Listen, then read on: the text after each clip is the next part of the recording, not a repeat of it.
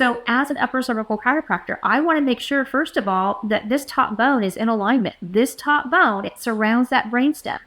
The nerve that it's closest to is called the vagus nerve.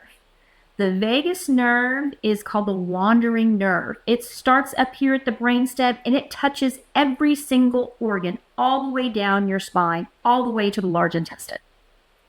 And what that does is also regulates, it's what regulates the body's ability to stay in that rest and digest state.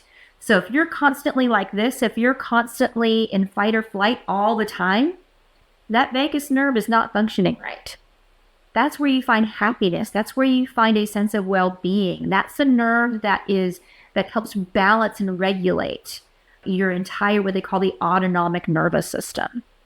So by making sure that area is clear, it's open, things are flowing the way they should, that nerve does not have that pressure placed upon it, we're able to calm the body, to calm the nervous system, so the body can function on its own. I'm not saying that I'm going to adjust that and your immune system is going to completely just, change just like that. There are many other things. We need to feed the cells what they need. We need to make sure that it stays unobstructed. We need to make sure the structure of the spine is where it needs to be in order to continue holding that alignment. Motion and movement is key. If things aren't moving in the neck or in anywhere in the spine appropriately, that's what causes breakdown of the system. If you ever heard of degenerative joint disease or arthritis of the spine, it's not because you're getting older. That drives me nuts. When I hear patients come in, well, doc, I see that on there. I see what you're showing me on the film there. But it's just because I'm getting older, right? I'm like, we're all getting older, but you know what? Only right here do you have that degeneration. All your bones are exactly the same age.